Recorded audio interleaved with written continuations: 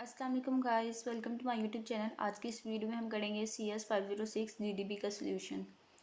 तो जीडीपी का सोल्यूशन जो है वो अब मैं आपको प्रोवाइड करने जा रही हूँ। इसकी जो लास्ट डेट है वो आज ही है, तो जल्द से जल्द आपने सोल्यूशन जो है वो अपलोड कर देना है LMS पे।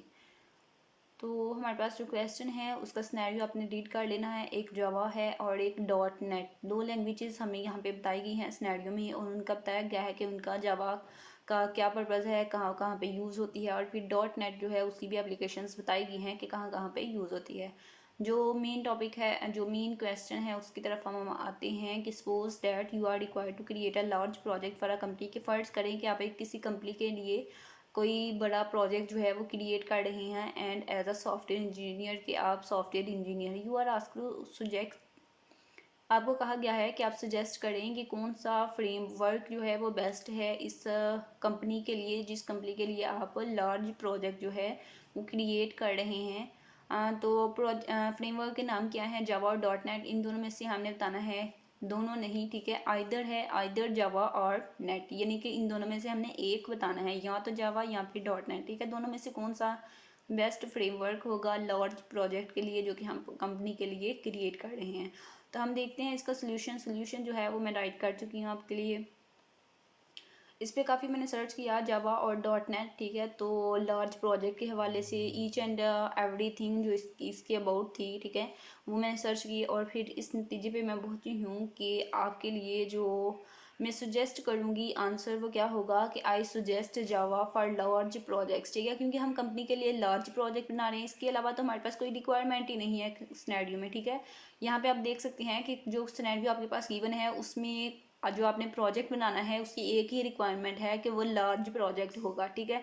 उसके अलावा प्रोजेक्ट के हवाले से मज़ीद कोई भी रिक्वायरमेंट नहीं है कि इसकी परफॉर्मेंस अच्छी होनी चाहिए, या इसकी पावर अच्छी होनी चाहिए, या फिर इसकी स्केलेबिलिटी ज़्यादा होनी चाहिए, कोड यूजेबल होना चाहिए। ऐसी कोई रिक्वायरमेंट्स नहीं है, जस्ट एक ही रिक्वायरमेंट है कि प्रोजेक्ट जो है वो लार्ज है, ठीक है। तो लार्ज प्रोजेक्ट में आप जावा को यूज़ करेंगे या नेट को, जस्ट हमारी यही रिक्वायरमेंट है। अगर रिक्वायरमेंट होती फिर हम ज़्यादा क्लियरली जो है वो डिफरेंस कर सकते हैं कि हम जावा यूज़ करेंगे या फिर .NET, ठीक है।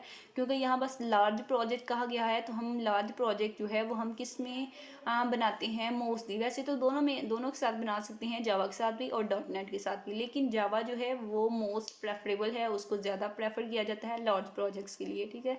आगे हम देखेंगे कि क्यों इसको ज़्यादा प्रेफर किया जाता है। फर्स्ट ऑफ ऑल आप लिखेंगे कि I suggest Java for large project, ठीक है, कि आप जो है लार्ज प्रोजेक्ट के लिए जावा को सजेस्ट कर रहे हैं। देन आप लिखेंगे कि .NET, ठीक है, जावा जो है वो लार्ज प्रोजेक्ट के लिए हम सजेस्ट कर रहे हैं, और जो .NET है उसको हम यूज़ करेंगे अगर हमारी रिक्वायरमेंट जो है वो होगी कि आप रैपिड एप्लीकेशन डेवलप करना चाह रहे हैं, तो फिर आप जो है वो .NET जो है उसको यूज़ करेंगे। लेकिन ऐसी कोई रिक्वायरमेंट नहीं है, हमारे पास रिक्वायरमेंट है लार्ज प्रोजेक्ट की, तो हम सजेस्ट करेंगे जावा, ठीक है। दोनों प्लेटफॉर्म जो हैं जावा और .NET दोनों जो हैं ये लार्ज स्केल एप्लीकेशंस को बना सकते हैं, ठीक है। दोनों में हम यूज़ कर सकते हैं इन दोनों लैंग्वेजेस को लार्ज प्रोजेक्ट के लिए, लेकिन जावा जो है वो ज़्यादा प्रेफर किया जाता है एज अ सॉफ्टवेयर इंजीनियर।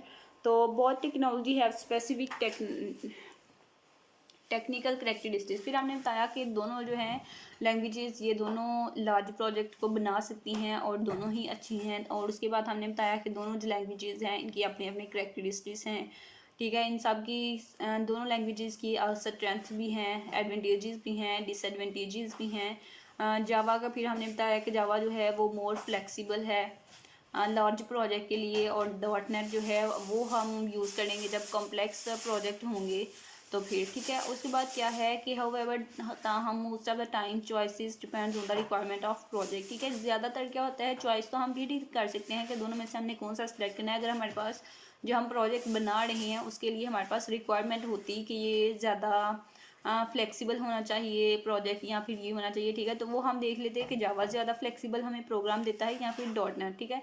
लेकिन यहाँ पे हमें ऐसा कुछ भी ऐसी रिक्वायरमेंट नहीं बताई गई, हमें जस्ट ये कहा गया है कि लार्ज प्रोजेक्ट। तो लार्ज प्रोजेक्ट जो है वैसे तो दोनों में बन सकते हैं, लेकिन ज़्यादा जो प्रेफर किया जाता है वो जावा को किया जाता है लार्ज प्रोजेक्ट्स के लिए, ठीक है। तो ये था आपका सोल्यूशन CS 506 की GDP का। होपफुली सोल्यूशन जो है वो आपके लिए हेल्पफुल रहा होगा। मज़ीद सोल्यूशंस के लिए आपने चैनल को सब्सक्राइब करना है, और मज़ीद किसी भी GDP का सोल्यूशन आपको चाहिए हो तो क्वेश्चन जो है वो आप कमेंट में पेस्ट कर सकते हैं।